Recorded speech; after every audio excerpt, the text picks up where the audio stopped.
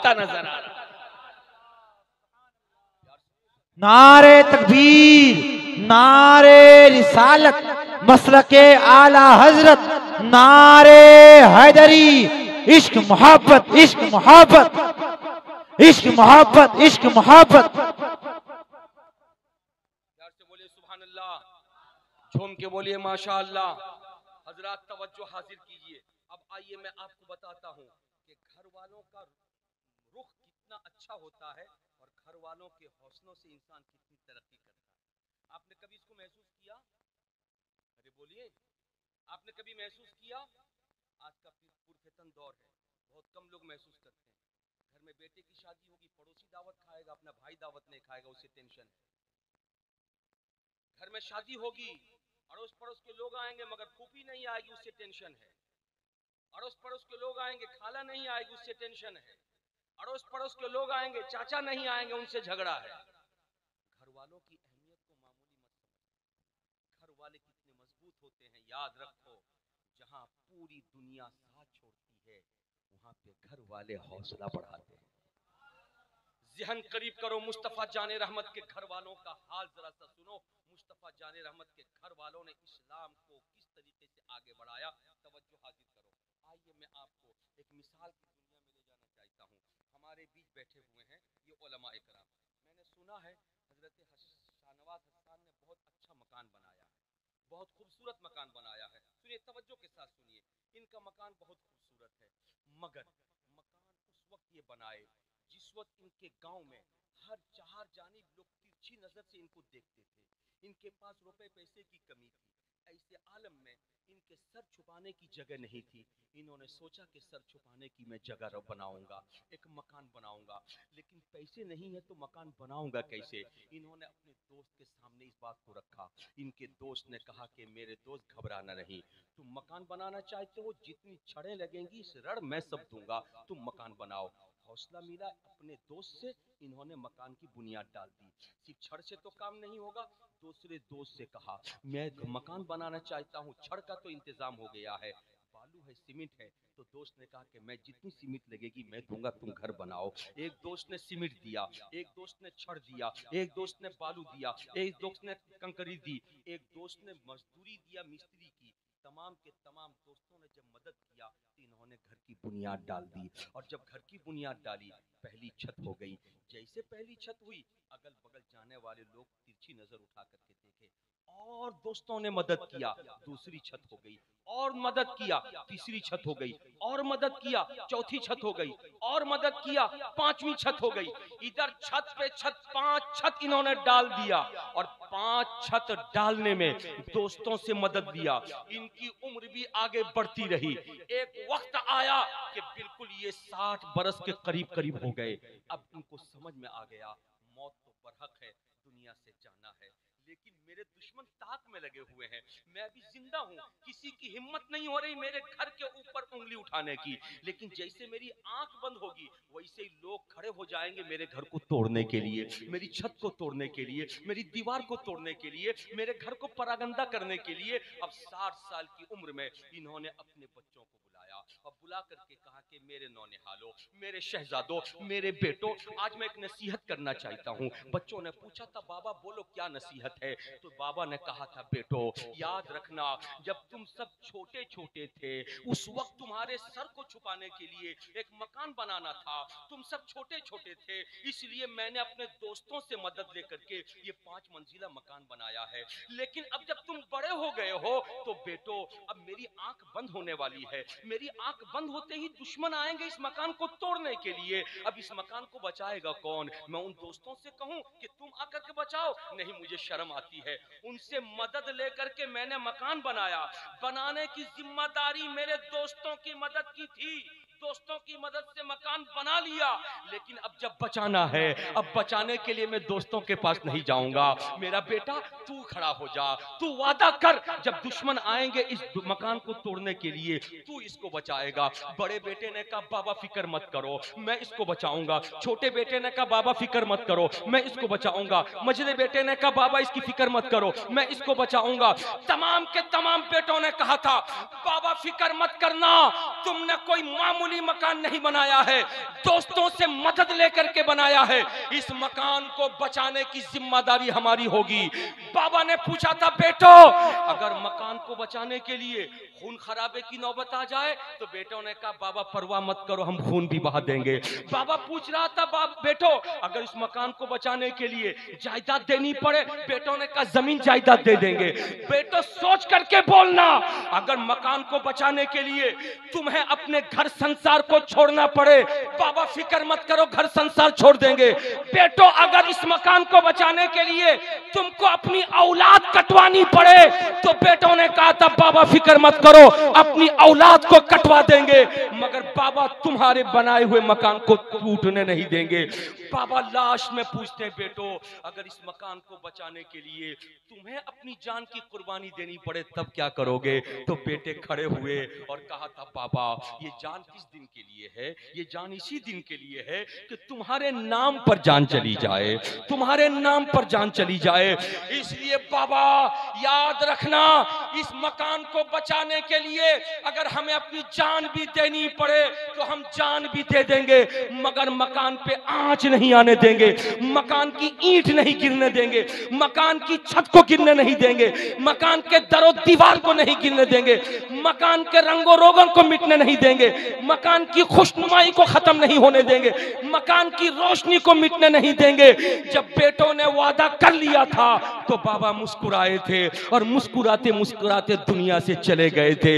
इनका जाना था, 2 साल गुजरे, 5 साल गुजरे, 10 साल गुजरे, 20 साल गुजरे, कुछ अरसा गुजरा था। ऐसे आलम में अल्लाह अल्लाह दुश्मन खड़े हो गए। कोई दुश्मन पश्चिम की तरफ से आ रहा था, कोई पूरब की तरफ से आ रहा था, कोई उत्तर की तरफ से आ रहा था, कोई दक्षिण की तरफ से आ रहा था। ऐसे आलम में दुनिया तो देख रही थी कि मकान को तोड़ने के लिए हमबर चलाने की तैयारी हो रही है, मकान को तोड़ने के लिए बुलडोजर की तैयारी हो रही है, मकान को तोड़ने के लिए जेसीबी आके खड़ी है। लेकिन मकान को बचाएगा कौन? बचाने वाले तो थे, लेकिन ऐसे आलम में इन्हीं का बेटा खड़ा हुआ और कहा, दुनिया वालों खबरदार, तुम्हारे पास भी ताकत है इस मकान को बचाने की, मगर वादा चूके बाबा से मैंने किया है, इसलिए मैं ही इस मकान को बचाऊंगा। और दुनिया ने देखा था, इनके बेटे सामने खड़े हो गए थे, बातिल फिरके शिकस्त फाश खा करके पलट पलट करके भागते नजर आए थे, और इनके बेटों ने अपनी जान की कुर्बानी दे करके मकान को बचा लिया था। अगर इस बात को समझ लिया है तो आओ इस मिसाल की रोशनी में 1400 साल पहले चलो। मक्कतुल मुकर्रमा में पैदा होने वाले मुस्तफा जब मक्के में पैदा हुए थे तो 53 बरस की जिंदगी नबी ने मक्कतुल मुकर्रमा में गुजारी थी। उस 53 बरस में 40 बरस खामोश थे और 13 बरस नबी बोल रहे थे। उन 13 बरसों में मुस्तफा जाने रहमत ने ख्वाहिश जाहिर की थी, ऐ मेरे प्यारे सहाबा, मैं एक इमारत बनाना चाहता हूँ, उस इमारत का नाम इमारत इस्लामी होगा, कौन है मेरी मदद करे? जैसे रसूल ने कहा था कौन है मेरी मदद करे, तो सिद्दीक खड़े हो गए, अर्ज किया या रसूल अल्लाह मैं मदद करूंगा। उमर खड़े हो गए, कहा या रसूल अल्लाह मैं मदद करूंगा। उस्मान खड़े हो गए, कहा या रसूल अल्लाह मैं मदद करूंगा। अली खड़े हो गए, कहा या रसूल अल्लाह मैं मदद करूंगा। अबू तलहा खड़े हो गए, या रसूल अल्लाह मैं मदद करूंगा। इब्ने औफ खड़े हो गए, या रसूल अल्लाह मैं मदद करूंगा। बिलाल खड़े हो गए, या रसूल अल्लाह मैं मदद करूंगा। रूम से आने वाले ज़ुहैब खड़े हो गए, मैं मदद करूंगा। फारस से आने वाले सलमान खड़े हो गए, मैं मदद करूंगा। रसूल के पास मदद आती रही। मुस्तफा जाने रहमत ने एक मकान की बुनियाद डाल दी 5 पिलरों पर। एक पिलर का नाम तौहीद यानी कलमा रखा, दूसरे पिलर का नाम नमाज रखा, तीसरे पिलर का नाम रोजा रखा, चौथे पिलर का नाम हज रखा, 5वें पिलर का नाम ज़कात रखा। 5 पिलरों पर बुनियाद डाल दी जब मकान की। तो मुस्तफा जाने रहमत के पास सहाबा इकराम मदद लेकर आते रहे। नबी ने पहली छत की ढलाई करवा दी, दूसरी छत की ढलाई हो गई, 5वीं तीसरी की ढलाई हो गई, चौथी की ढलाई हो गई, पांचवी की ढलाई हो गई। 5 मंजिला इमारत जब खड़ी हो गई तो मुस्तफा ने कहा इसको सजाओ। तो दोस्तों ने कहा कैसे सजाएं? रसूल ने कहा आओ मेरे साथ नमाज पढ़ो। जब तुम नमाज पढ़ोगे तो मकान खूबसूरत बनता नजर आएगा। मुस्तफा के पीछे साहबा सजदा करते रहे, चमक पैदा होती रही। फिर मुस्तफा जाने रहमत का के लिए वो दिन आया कि जब मक्का छोड़कर मदीने मुस्तफा तशरीफ ले गए। 10 साल जिंदगी वहां गुजारी। आखिरी वक्त आया, गोद में सरकार हुसैन को लिया और लेकर के इरशाद फरमाया मेरे लाल हुसैन, तू मेरी बेटी का बेटा है हुसैन, तू मेरा लख्त जिगर है हुसैन, तू मेरा नूरे नजर है हुसैन, तू मेरा प्यारा है हुसैन, तू मेरा लाडला है हुसैन। हुसैन हुसैन हुसैन, तुम्हें मालूम है कि खुदा ने जिस काम के लिए मुझको भेजा था वो काम मैंने अपने दोस्तों की मदद से किया था। वो मेरे दोस्त थे जो मदद किए थे, अबू बकर दोस्त थे जो मदद किए थे, उमर दोस्त थे जो मदद किए थे, उस्मान दोस्त थे जो मदद किए थे, अबू तलहा दोस्त थे जो मदद किए थे, इब्ने औफ अबू उबैदा दोस्त थे जो मदद किए थे, अब्दुल रहमान दोस्त थे जो मदद किए थे। लेकिन हुसैन मेरी नबूवत वाली नजर देख रही है, मेरी आंख को बंद होते ही इस मकान को तोड़ने की साजिशें रची जाएंगी। लेकिन हुसैन हुसैन अब मेरी मोहब्बत को गवारा नहीं कि जिनसे मदद लेकर के मैंने मकान बनाया उन्हीं से कहूं कि तुम ही मकान को बचाना। इसलिए मेरी गैरत को गवारा नहीं, मदद उनसे लेके बनाया था, लेकिन अब बचाने की जिम्मेदारी तुम्हारे कंधे पर है।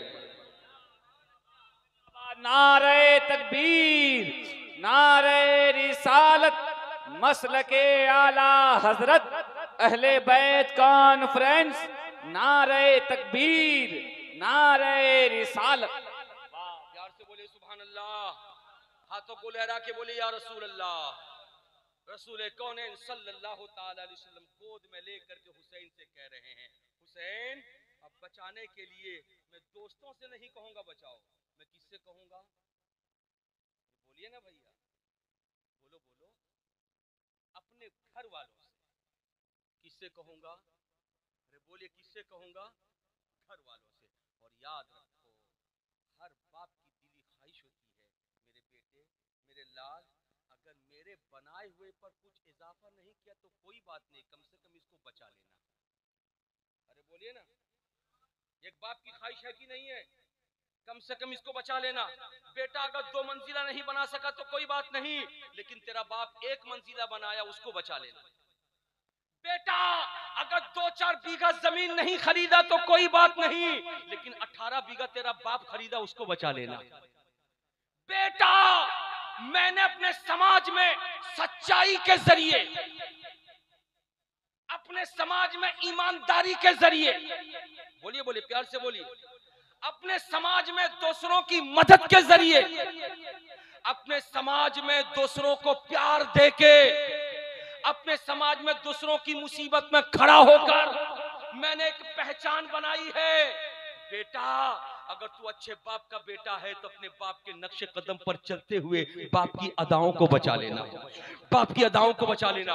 आज के इस पुरफितन दौर में एक बाप अगर परेशान है तो पड़ोसी से नहीं है, एक बाप अगर परेशान है तो भाई से नहीं है, एक बाप अगर परेशान है तो अपने ससुराल वालों से नहीं है, एक बाप अगर परेशान है तो अपने इलाके के लोगों से नहीं है, लेकिन अक्सर बाप अगर परेशान है तो अपने बेटे से परेशान है। इसलिए कि बेटों में लायक भी होते हैं, नालायक भी होते हैं, लेकिन लायक बेटों की आज के दौर में कमी है, नालायक बेटों की आज के दौर में बहुतात है। बाप की मर्जी के खिलाफ, माँ की मर्जी के खिलाफ आज के दौर में चलने वाले बच्चे बहुत ज्यादा पाए जाते हैं। कल तक मैं कहता था भाइयों अपने बच्चों को पढ़ाओ, अपने पेट काट करके पढ़ाओ, 2 रोटी की जगह 1 रोटी खा करके पढ़ाओ, 1 रोटी की जगह आधी रोटी खा करके बचा कर पैसा पढ़ाओ। लेकिन अब मैं कहता हूं भाइयों अब तुम्हारा कोई कसूर नहीं है, कसूर तो इन बच्चों का है। इन बच्चों के हाथ में जब से मोबाइल आ गया अब ये बच्चे पढ़ने को तैयार नहीं है। इसलिए आज भी मैं कहता हूं खुदा रहा बच्चे जो छोटी उम्र के हैं मैं उनसे खास तौर पे मुखातब हूं और आम तौर पे पूरे मजमे से किसी का लिहाज रखो या ना रखो, कम से कम अपने खानदान वालों का लिहाज रखना। किसी का लिहाज रखो या ना रखो, अपने घर वालों का लिहाज रखना। किसी का ख्याल रखो या ना रखो, अपने बाप दादा का ख्याल रखना। इसलिए कि तुम्हारी चोरी से दुनिया कहेगी कि तेरे खानदान का ठीक नहीं है, तुम्हारे झूठ कहने से दुनिया कहेगी तेरे खानदान का ठीक नहीं है, तुम्हारे मुसीबत दूसरों पर पैदा करने से दुनिया कहेगी तेरे खानदान का ठीक नहीं है। अगर खानदान के नाम की हिफाजत करना है तो अपने आप को संवार लो। मुस्तफा कह रहे थे, हुसैन सुन रहे थे, और जैसे सन 61 हिजरी का वो जमाना आया तो करबला मुअल्ला में यजीद खड़ा हुआ और अपने 22,000 लश्कर जर्रार को भेज करके उसने इस्लाम की बुनियाद को खत्म करने के लिए उसने जब मुहिम छेड़ी थी तो उसने कुरान की अजमतों को भी पामाल करने की कोशिशें की थी, नमाज की अजमतों को भी मिटाना चाहा था, हज की अजमतों को भी मिटाना चाहा था, ज़कात की अजमतों को भी मिटाना चाहा था। मक्के और मदीने जैसी पाक जगहों पे उसने गिलाज़त फैला करके अपने जानवरों के जरिए बेहुरमती करने की कोशिशें की थी। 3 दिनों तक मदीनतुल मुनव्वरा में अजाने पंजगाना बंद रखने की को नापाक कोशिश की थी। ऐसे आलम में मेरा हुसैन खड़ा हुआ, रसूल का लाडला खड़ा हुआ, अली का बेटा खड़ा हुआ, फातिमा का शहजादा खड़ा हुआ, और बार बार उसको बात याद आ रही थी। मेरे नाना ने कहा है कि दोस्तों से मदद लेकर बनाया मैंने, अब बचाने के लिए दोस्तों को नहीं बुलाऊंगा, बचाने के लिए बेटों में तुम्हें आवाज दूंगा। हुसैन से करबला की जमीन कह रही थी, हुसैन चले जाओ, ये मार के तुम्हारी हड्डी पसली एक कर देंगे। हुसैन कहते थे नहीं, नाना से वादा है। वहां के हालात कह रहे थे हुसैन वापस हो जाओ, इसलिए कि ये किसी को छोड़ने वाले नहीं है। हुसैन मुस्कुरा रहे थे और कह रहे थे नहीं नहीं मैं जाऊंगा नहीं, नाना से मैंने वादा किया है। और हुसैन ने फिर करबला में 10वीं शब में एक खेमे के अंदर सबको जमा करके ऐलान किया था, ऐ खेमे वालों, यजीद को दुश्मनी है तो हुसैन से है, यजीद खून का प्यासा है तो हुसैन का है, तुम्हारा कोई भी मामला नहीं। मैंने दिया को बुझा दिया है, अंधेरा कर दिया है, इसी अंधेरे में निकल जाओ।